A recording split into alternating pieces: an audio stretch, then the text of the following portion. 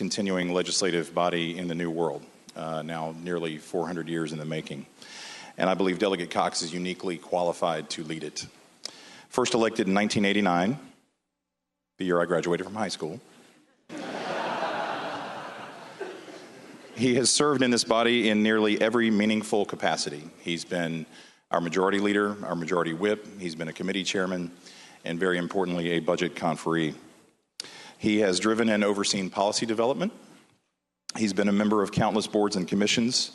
He's served in both the minority and the majority, and through these experiences, I believe he has worked with members of both parties in a way that, again, leaves him uniquely qualified to lead this body for the benefit of all the people of Virginia. Throughout his legislative career, Delegate Cox has worked tirelessly to make Virginia a better place to live, work, and raise a family. As a former career teacher of 30 years, Delegate Cox is passionate about education policy. We see it every day. He strives to provide as many possible opportunities for our young people to thrive and succeed in Virginia. Year in and year out, he has been a determined advocate for our veterans. And we have seen him, I think, play a chief role in helping to make Virginia one of the most veteran-friendly states in the nation. He has continually focused on job creation and economic development as part of his policy initiatives. And I have seen him year in, year out be a champion for increasing access to care for the least fortunate among us, those of our fellow citizens with intellectual and developmental disabilities.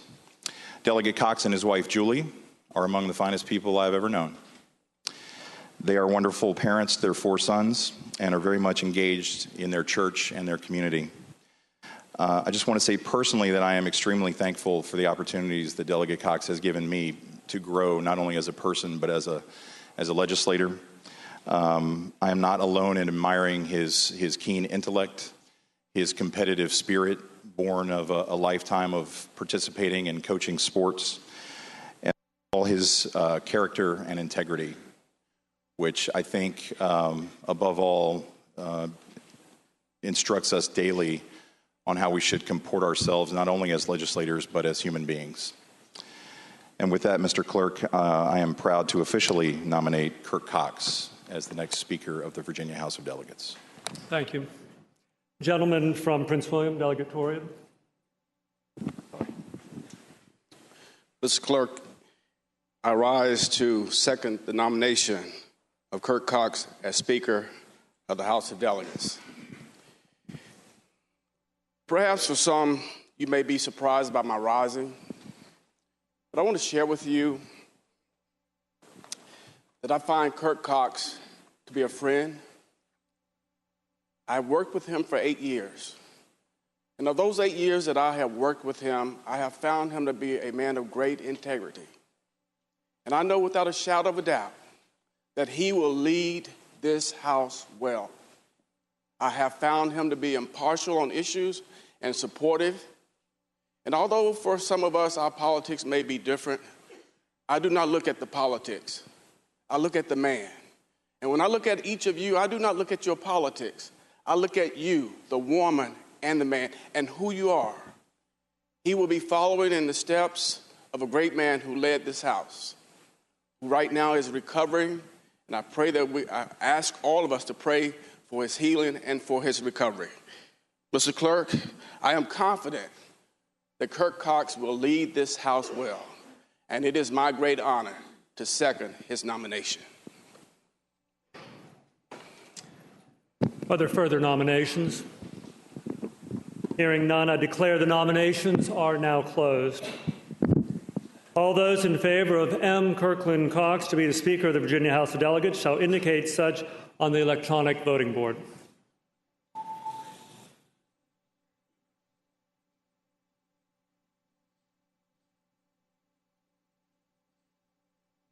Clerk will close the roll. Ayes 98, no 0. I declare M. Kirkland Cox duly elected as the 55th Speaker of the Virginia House of Delegates.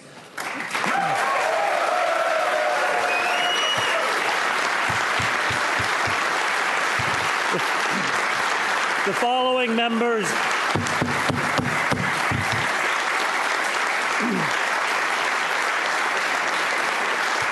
The following members are appointed to escort the Speaker-elect to the Speaker's rostrum to receive the oath of office. Delegates Ingram, Kilgore, Byron, Gilbert, Robinson, Yancey, Watts, Torian, and Aird. Please retire to the rear of the chamber and escort in the Speaker-elect.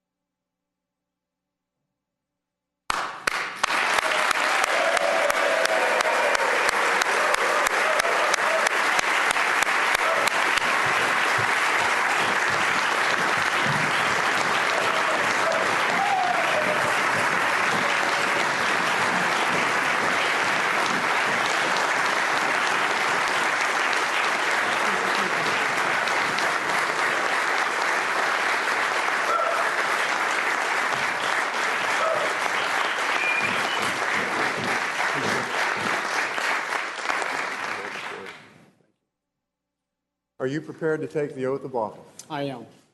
Repeat after me. I am Kirkland Cox. I am Kirkland Cox.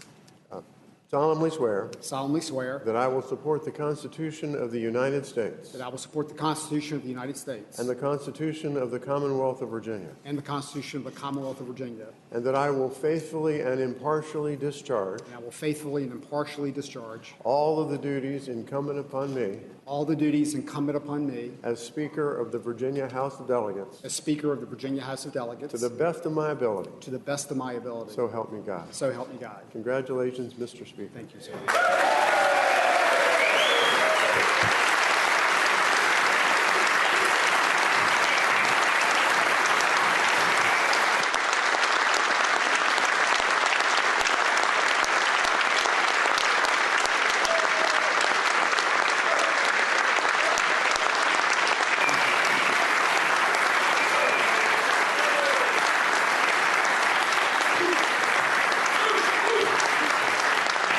Thank you. If the House would allow me a moment, 390 years ago, our forefathers gathered in a small brick church on a tiny island on the very edge of a big continent, and the precipice of an even larger legacy.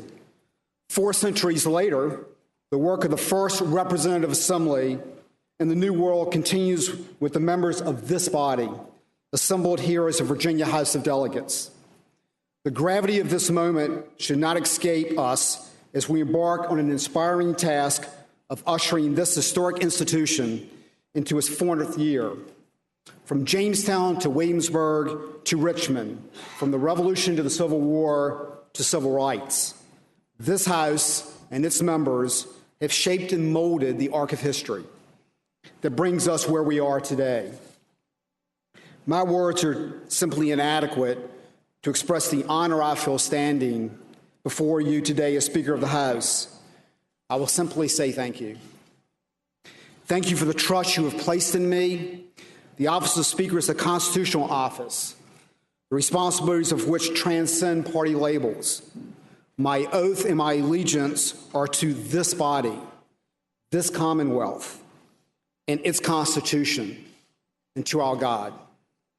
I do not take the obligations I've sworn to you lightly and pray for guidance, wisdom, and strength as I strive to serve each of you and the people of Virginia.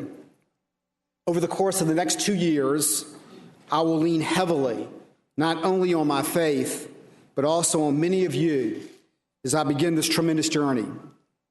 I stand here today succeeding a great man.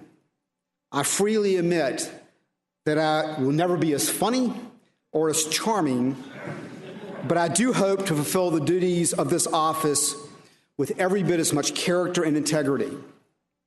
Speaker Howell remains in this body's hearts and prayers as we begin our work this year. Personally, I would love to thank my incredible wife, Julie, and our 4 boys for their love and support over the last 27 years. I would like to recognize Julie, my youngest son, Cameron, and my brother, Joe, for being here with us today.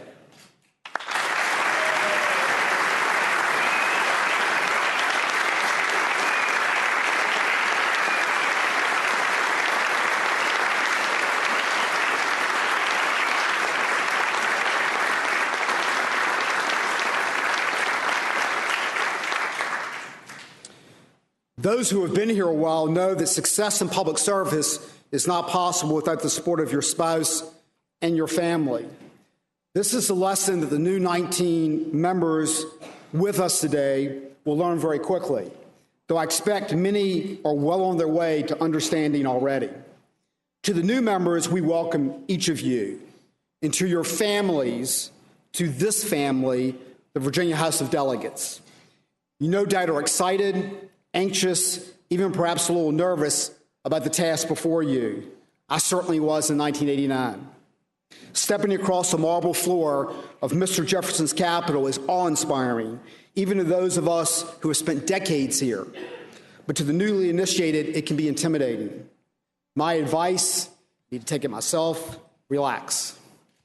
Trust in yourself, in your colleagues, as well as this institution. You will find your way, and many stand ready to help. Though we must always remember that the seats we occupy do not belong to us. They belong to the people, and we have the privilege to represent. They existed long before any of us were born and will exist long after we depart. As a former government teacher of 30 years, you had to guess I would include a small lesson in my remarks. The House of Delegates used to be known as the House of Burgesses. Many of you know that. But what you may not know is the word Burgess is a British word meaning an inhabitant of a town with full rights of citizenship. That has special meaning. This body was literally founded to be a house of citizen servants elected by citizens. Opening day of session is a timely reminder for all of us that as we begin the earnest work of governing, we occupy a house where the partisan makeup is very different than it has been for nearly 2 decades. For the past several weeks, the 5 feet wide center aisle that symbolically separates the 2 parties of this chamber has sometimes felt 5 miles wide.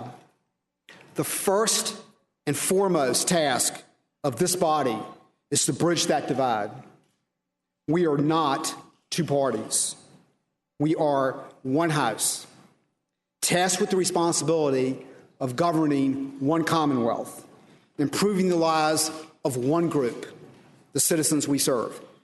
As we come together as a body to heal the wounds of an election season that lasted longer than any of us expected, I pray we will renew the commitment to governing. I'm not blind to the fact this is no small task. We have a budget to balance, we have schools to improve, an opioid crisis to fight, just to name a few of the specific items on a lengthy to-do list. But we must get to work. In the coming days and weeks, we will all lay out other priorities for the specific 60-day session, whether it's funding schools, putting people to work at jobs with bigger paychecks, making a commute a little safer and a little quicker, or advancing innovation and technology. We should all focus on advancing practical solutions to everyday problems. On Saturday, we will inaugurate a new governor, Ralph Northam. I am particularly optimistic about the prospects of working with Governor-elect Northam. He is a product of this legislature and someone who has worked well with governors and members of both parties. We have met, and I believe we have the potential to make this session and the ones that follow productive for the people of Virginia. We won't agree on everything. That's the beauty of the 2-party system. But let us find areas where we can agree and act on them in order to improve the opportunities and well-being of all Virginians. As your speaker, I make you this promise. I will strive to always remind us that we are a governing body, not a political one. We are not here for Facebook likes or shares. We are here to vote aye and nay in service to the constituents we serve. We are charged by the people to craft the public policy of the Commonwealth as one of the three co-equal branches of government. The work is never done. Despite this, we must always do it well, and we must do it in a manner worthy of the esteemed nature of this body, with integrity, civility, and grace. This chamber is home to an historic institution which we are privileged to be a part. But we cannot allow the partisanship that's infected so much of our country to distract us any longer. The work of governing begins today, and this House must fulfill its role as a lawmaking body. And we must do it in the manner that Virginians not only expect, but deserve. The time is upon us, so let us begin anew, together, towards an even brighter future. Thank you.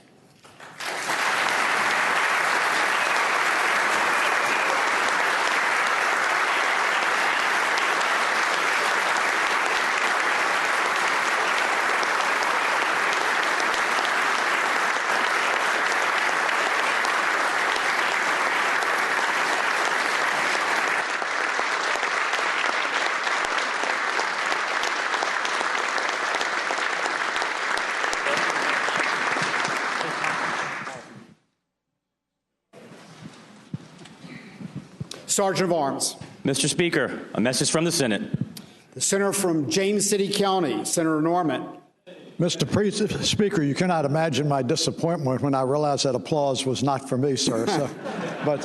Mr. Speaker, I extend my heartiest congratulations to you on your selection as Speaker, and I applaud the House of Delegates on their ability to emulate the Senate and organize in an amicable fashion. I've been directed by the President of the Senate to inform the House of Delegates that the Senate is organized and ready to proceed with business. Thank you, sir. Thank you, Senator Norman. The next order of business is the election of the Clerk of the Virginia House of Delegates.